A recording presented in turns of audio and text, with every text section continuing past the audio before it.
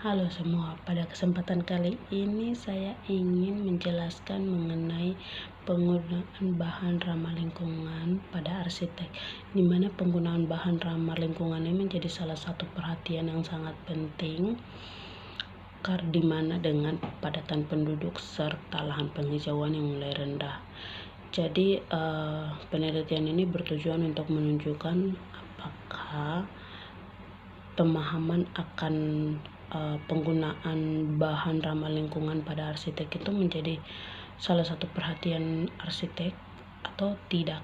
Jadi kalau kita lihat bahwa banyak sekali masyarakat yang selalu bertanya bahwa bagaimana cara kita mengatasi masalah ini, di mana kepadatan penduduk yang tinggi, lahan penghijauan yang mulai rendah. Bagaimana cara kita mengatasinya? Sebenarnya hanya dengan satu cara, yaitu gunakanlah bahan-bahan yang ramah terhadap lingkungan.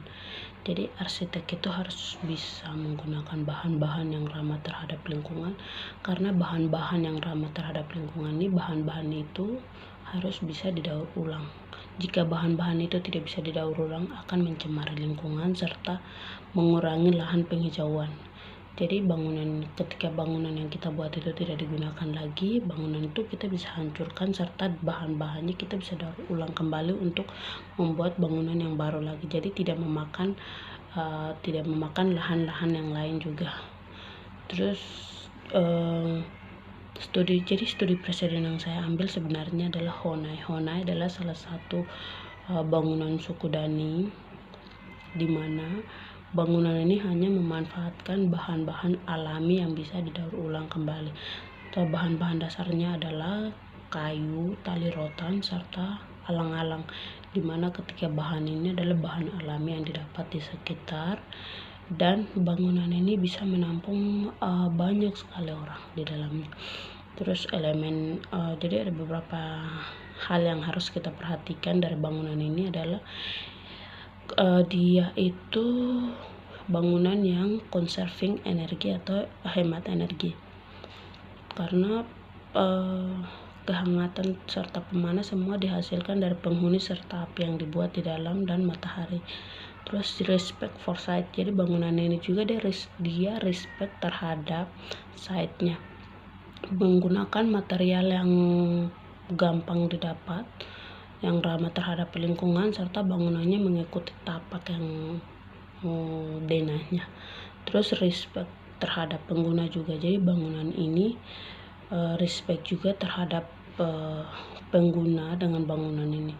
Jadi antara pengguna dan bangunan ini memiliki keterikatan yang sangat tinggi, karena bangunannya berbentuk lingkaran, seolah-olah semua orang yang ada di dalam situ jadi kayak disatukan gitu.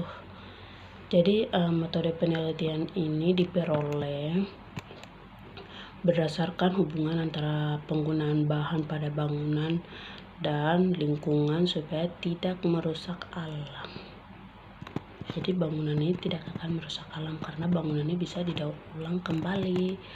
Jadi hasilnya itu menunjukkan bahwa pada akhirnya tuh penggunaan bahan yang baik menjadi sangat penting bagi kondisi kita, bagi kondisi kepadatan penduduk yang tinggi serta lahan penghijauan yang mulai rendah.